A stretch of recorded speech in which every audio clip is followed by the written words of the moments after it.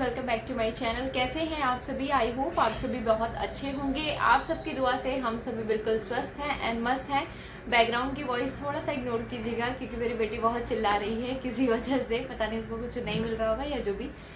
तो आज का जो टॉपिक है वो आप बोल सकते हैं एक तरीके से डिस्कस्टिंग भी होने वाला है और एक तरीके से इमोशनल भी होने वाला है। तो आप देखिए एंड उसके बाद आप फाइनल देख कीजिएगा कि क्या है ये। तो आज एक्चुअली बहुत सारे लोगों के माइंड में चीज़ें चल रही थी कि आपके फादर इन लॉ का हुआ ऐसा, तो सब लोग देखने के लिए आए पर आपके जो पेरेंट्स हैं वो नहीं देखने के लिए आए। तो मैं इसी टॉपिक को आज क्लियर करने वाली हूँ। तो आज जो मेरे पेरेंट्स की सच्चाई है और मेरे उनके साथ जो रिलेशन है वो आज आप सभी के साथ मैं शेयर करना चाहती हूँ। ठीक है, देखिए ये वीडियो एंड देन आगे की बातें करते हैं। तो चलिए बिना टाइम वेस्ट किए वीडियो को स्टार्ट करते हैं। तो देखिए, मैं एक चीज़ आपको बता दूं कि मेरी जो शादी है, कुछ लोगों को लगेगा इसमें देखने के बाद ये वीडियो कि शायद इंटरकास्ट मैरिज होगा या शायद आपने भाग के शादी कर ली होगी। इस वजह से जो है वो पेरेंट्स का जो इन्वॉल्व होना होता है वो नहीं है शायद। तो मैं आपको एक चीज़ पहले ही क्लियर कर देना चाहती हूँ कि ना ही हमारा कोई इंटरकास्ट मैरिज है और ना ही हमारे कोई भाग भाग के शादी किया है हमने जी, बिल्कुल नहीं। मैं आपके साथ सारे फोटोज़ एंड सारे वीडियोस शेयर करूँगी। सब कुछ है मेरे पास प्रूफ। ऐसा कुछ भी नहीं हुआ था कि मैंने भाग के शादी कर ली या मैंने इंटरकास्ट किया है। सब कुछ हमारे कास्ट पे ही था और हमने पूरे समाज के सामने और पूरे रीति रिवाज से शादी करी थी। पर कुछ चीज़ें होती है ना जो शायद भगवान को भी नहीं मंजूर होता है, तो बस वही वाला हिसाब किताब है। तो उनके साथ मैं आपको बता दूं मेरा रिलेशन बिल्कुल भी अच्छा नहीं है, बिल्कुल भी, यानी बिल्कुल भी अच्छा नहीं है। और सिर्फ मेरा ही नहीं, मेरे फैमिली में मेरे 3 पेरेंट मतलब फादर हैं, मेरे 3 पेरेंट्स बोल रही हूँ, 3 फादर हैं। यानी मैं पहले ही क्लियर कर दूं, मेरे जो दादी दादा हैं उनके 3 बेटे हैं। तो जो मेरे पापा हैं वो सबसे छोटे हैं। तो जो मेरे 2 बड़े पापा हैं मैं उनको भी पापा ही बोलती हूँ। तो मेरे 3 पापा हैं और 3 मम्मियाँ हैं। उसमें से एक जो मेरी मदर है, मतलब सेकंड नंबर वाली जो मेरी बड़ी मम्मी थी वो एक्सपायर कर गई हैं, वो नहीं है इस दुनिया में। तो जो मेरी बड़ी मम्मी है जो गांव में रहती हैं, जो मेरी मदर है वो यहाँ पे रहती है। तो मैं आपको क्लियर बता दूं कि उनके साथ हमारे पूरे फैमिली में ही किसी से रिलेशन अच्छा नहीं है मेरे पेरेंट्स का। यानी जो मेरे बड़ी मम्मी बड़े पापा हैं उनकी जो सिस्टर उनकी जो डॉटर हैं, उनका जो बेटा है, किसी के साथ भी हमारे घर में मेरे पेरेंट्स के साथ नहीं बनती है। देखिए, उसके हर एक चीज़ें है ना, अपना अपना पर्सपेक्टिव है इंसान का। मेरा कुछ अलग है, उनका कुछ अलग है, इसलिए लोगों की नहीं बनती है उनके साथ। अभी कुछ लोगों को लगेगा कि यानी आपने अपनी मर्जी चलाई होगी शायद, इसलिए होता है। देखिए, दिमाग में होती है, बहुत सारे क्वेश्चंस उठते हैं। पर मैं आपको क्लियर बता दूं, मेरे घर में इतनी सारी शादियां हुई हैं, मतलब मेरे दीदी की हुई है, सब दीदी लोग की, मेरे भाई लोग की, मतलब बड़े बड़े सब जो बड़े पापा लोगों की बच्चे हैं उन लोग की हुई है। पर किसी के शादी वगैरह में ना इन लोग गए हैं ना कुछ भी। तो यानी किसी से इन लोग का रिश्ता ठीक नहीं है, ठीक है, यानी बिल्कुल ही कट ऑफ है, ये वाला कंडीशन है। तो मेरा रिलेशन जो है वो सबके साथ मेंटेन है। मैं सबके यहाँ जाती आती रहती हूँ, लोग मुझे बहुत ही प्यार से बुलाते रहते हैं। मेरी जो बड़ी मम्मी है गांव में, उनके पास मैं 18 साल तक रही हूँ। मेरे दादी दादा ने मुझे अच्छे से बड़ा किया है। मैं आपको बता दूं, मैं बहुत छोटी थी, मैं 9 महीने की थी जब मुझे मेरे पेरेंट्स ने छोड़ दिया था कि मुझे लड़की नहीं चाहिए, इस वजह से ऐसा कुछ था। तो उन्होंने मुझे छोड़ दिया था कि हम नहीं रखेंगे। तो मेरी दादी ने बोला कि मैं लेके जाती हूँ गांव एंड हम इसका जो है उसको बड़ा करेंगे। तो मेरे पेरेंट्स जो है वो मुंबई रहते थे, मेरे दादा दादी गांव शिफ्ट हो गए थे 94 में, जब मेरे दादाजी रिटायर्ड हुए थे। यानी प्रिंसिपल थे मेरे दादाजी मराठा कॉलेज में। तो वो जब रिटायर हुए थे तो वो शिफ्ट हो गए थे गांव एंड 96 का मेरा बॉर्न है। तो मैं आपको बता दूं, मेरा जो बॉर्न एंड बॉटअप है सब कुछ वाराणसी से हुआ है, काशी से। तो मैं बहुत खुशनसीब हूँ कि मेरा जो परवरिश है ना वो मेरे दादा दादी ने किया है। मैं बहुत हैप्पी हूँ एंड बहुत ग्रेटफुल हूँ इस चीज़ों को लेके। अभी मैं आपको एक चीज़ क्लियर कर दूँ, शादी में ऐसा नहीं था कि मेरे पेरेंट्स ने देखा नहीं था मेरे हस्बैंड को या कुछ भी, सबको सब कुछ पता था। इनफैक्ट मैं आपके साथ फ़ोटो शेयर करूँगी। मेरे पेरेंट्स ने मेरे पर ये एलिगेशन लगाया हुआ था कि मेरी बेटी तो यानी पुलिस कंप्लेन कर रही थी क्योंकि हम शादी नहीं करवाना चाहते थे लड़के से, इसलिए क्योंकि वो लड़का जो है हम नहीं जानते थे और मैं आपको बताऊं, मेरे पास फ़ोटोज़ हैं, वीडियोज़ हैं, सब कुछ है। पहले से ही उन लोगों ने देखा हुआ था लड़का। मेरी जान पहचान थी मेरे हस्बैंड के साथ पहले, जहाँ पे मैं जॉब करती थी वहाँ ये एज अ कस्टमर आते थे, तो मैं इनको जानती थी। तो इन्होंने शादी के लिए मुझे फर्स्ट टाइम जब मैसेज किया था, पहले 6 साल पहले की बात बता रही हूँ, मैसेंजर पे इन्होंने मैसेज किया था कि रश्मि ऐसा ऐसा है। तो मैंने इनको मैसेज के थ्रू ही बताया था, मेरे पास सारे स्क्रीनशॉट हैं, मैं आपको बताऊंगी। मैंने इनको पहले ही बताया था कि देखिए, हमारा तो जो भी है पहले पेरेंट्स अग्री होने चाहिए, जब तक पेरेंट्स अग्री नहीं होंगे तब तक हम कुछ भी नहीं कर सकते हैं। तो इनका भी ऐसा था कि ठीक है। तो पेरेंट्स से बातचीत हुई, यहाँ के जो मेरे इन लॉज हैं उन लोग गए, एंड मेरे पेरेंट्स से सब कुछ ठीक था, एकदम सब कुछ बढ़िया था। अब ऐसा हो गया, उनको ऐसा था कि इसको तो मेरे जो है वो माँ बाप ने पाला, यानी मेरे दादा दादी ने पाला है, तो हमारे पास तो पैसे हैं नहीं इसकी शादी करने के लिए, तो आप जो है वो कोर्ट मैरिज कर लीजिए। और यहाँ पे मैं आपको बताऊँ, मेरे हस्बैंड सबसे बड़े बेटे हैं, तो मेरी mother in law and father in law को, सबको, देखिए किसी को भी हो, इंसान को शौक होता है कि नहीं मेरे घर का पहला लड़का है या आखिरी लड़का है तो भी, कि भाई हम तो अच्छे से ही करेंगे। पैसे तो देखिए आते जाते रहते हैं, पैसे की कोई बात नहीं है। पर उन्होंने सीधे मना कर दिया था कि हम नहीं, हम मतलब कोर्ट मैरिज ही करवाएंगे। तो मेरे इन लॉज ने कहा नहीं, ऐसे नहीं होगा, आप आइएगा, आप आशीर्वाद दे दीजिएगा वगैरह। फिर भी वो अग्री नहीं किए, पर वो नहीं आए। पर मेरे बड़े पापा इन लोग आए थे, और बहुत अचानक से शादी हो गई थी, बहुत जल्दी फटाफट से सब कुछ हो गया था।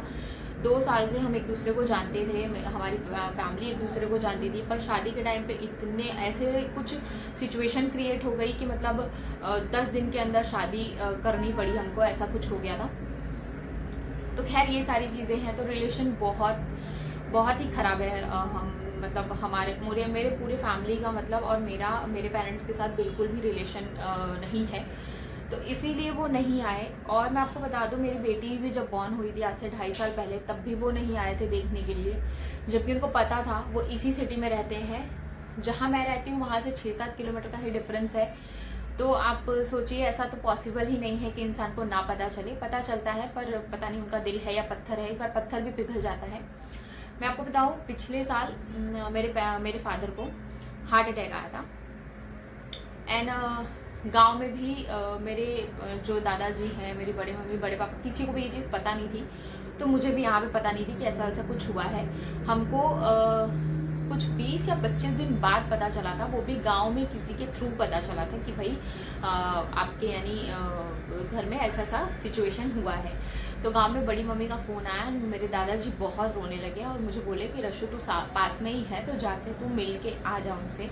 अब आप सोच सकते हैं कि मेरी 1.5 साल की बेटी मेरे हाथ में, 1.5 साल की भी क्या ना नहीं थी, मैं मुंडन करवा के जस्ट उसका आई थी, वही साल भर भी नहीं हुआ था, हाँ साल भर की भी नहीं हुई थी। आप सोचिए कि कोई ना तो इन लॉज जाने देंगे, ना ही कोई हस्बैंड आपको लेके जाएगा ऐसे जगह पे। पर फिर भी मेरे हस्बैंड ने बहुत मुझे इंसिस्ट किया कि नहीं रश्मि, तुम्हारे पेरेंट्स हैं, तुम्हें जाना चाहिए, तो चलो हम चलते हैं। गए थे हम लोग मिलने के लिए उनसे, जून में ही गए थे आई थिंक, हाँ मई में मैं क्यारा का मुंडन करा के आई थी, जून या जुलाई में आई थिंक मैं गई थी, जुलाई में शायद, तो जुलाई में मैं गई थी। एंड मुझे लगा था कि शायद बहुत कुछ बोलेंगे या बहुत कुछ एक्सेप्ट नहीं करेंगे, मुझे ऐसा लगा था, क्योंकि बहुत सारी चीज़ें थी। पर ठीक है, हम लोग गए, बहुत अच्छे से उन्होंने बातचीत की है, एंड क्यारा के लिए भी बहुत ज़्यादा प्यार दिखाया।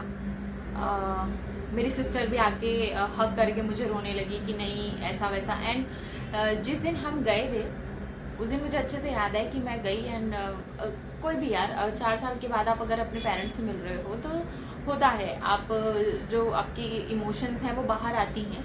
तो मेरे हस्बैंड रोने लगे थे, और मेरे पेरेंट्स ने क्या सबको बोला था पूरे एरिया में कि उन लोग तो आए एंड हमारा पैर पकड़ के माफ़ी मांगने लगे कि हमसे गलती हो गई ऐसा करके। मतलब आप सोचिए किस तरीके की थिंकिंग है। चलिए ठीक है, पेरेंट्स है तो हर एक चीज़ माफ़ कर दिया जाता है। लोग बोलते हैं ना कि बच्चे ही गलत होंगे, पेरेंट्स तो कभी गलत नहीं हो सकते। जी नहीं, यहाँ पे मेरे पेरेंट्स की 200% गलती है, 200%, 100 नहीं 200% उन्हीं की गलती है। हमने हर एक कोशिश की थी, हर एक ट्राई किया था, पर पता नहीं कैसा उनका दिल है।